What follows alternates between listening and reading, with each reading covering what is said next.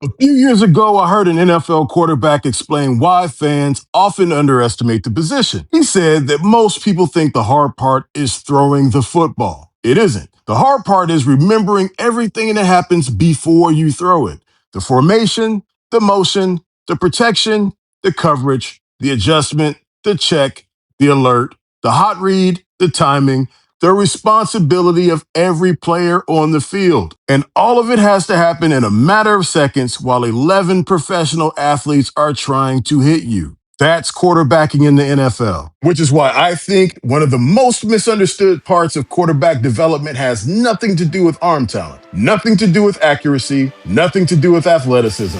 It has to do with information. Because the better I understand how Ben Johnson thinks about an offense, the more convinced I become that one of the biggest challenges facing any quarterback in this system isn't making the throw. It's understanding the play call. My name is Kenneth Pierce, and this is Football's Greatest Bears, or FGB. Today we're talking about the play call that explains everything.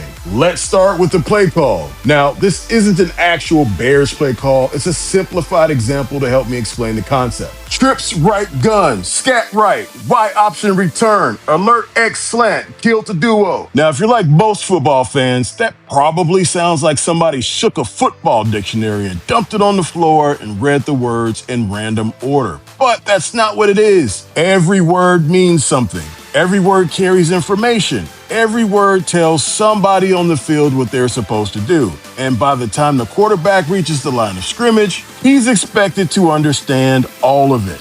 Not just repeat it, understand it. Because the difference between a quarterback learning an offense and a quarterback mastering an offense often comes down to one thing. Can he process all of that information quickly enough to make the right decision when the defense changes the picture?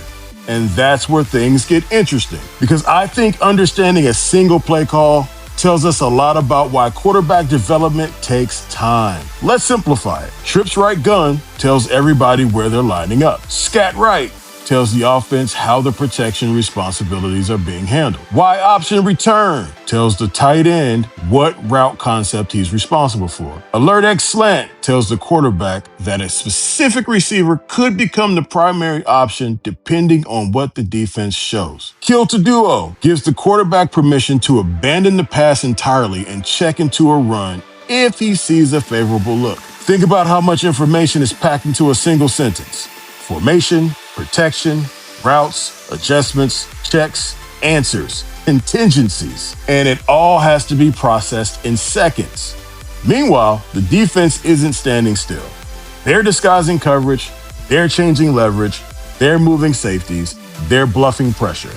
The quarterback isn't reading a script, he's solving a puzzle in real time against professionals. One of the biggest misconceptions fans have about quarterbacks is that success comes from knowing the playbook. It doesn't. Knowing the playbook is the minimum requirement. Understanding the playbook is where the real work begins. Think about it this way. Anybody can memorize directions. That doesn't mean they understand the city. And that's what young quarterbacks often experience. They know the words, they know the formations, they know the assignments, but they don't yet understand how all the pieces fit together. Knowing that a play exists is one thing, knowing why it exists is something entirely different, and the best quarterbacks eventually learn to think like the coach who called it. One of the reasons Ben Johnson became one of the most respected offensive minds in football is because he asks his quarterbacks to think a lot. His offenses aren't designed around a quarterback simply following instructions.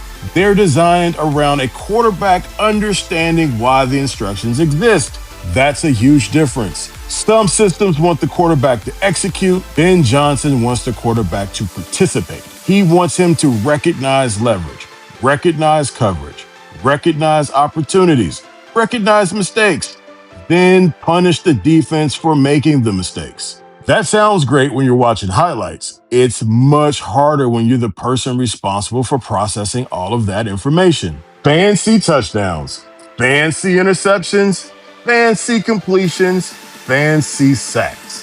What they don't see is the thought process. The quarterback identifies the coverage, adjusts the protection, changes the play, moves the receiver, communicates with the offensive line, and only then does the play begin. And sometimes the most important decision a quarterback makes happens before the ball is snapped. Most fans never notice. Coaches notice every single time. This is why quarterback development is rarely linear.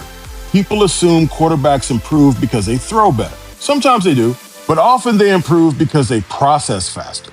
The game slows down, the information becomes familiar, the offense becomes second nature, the quarterback stops translating and starts speaking fluently.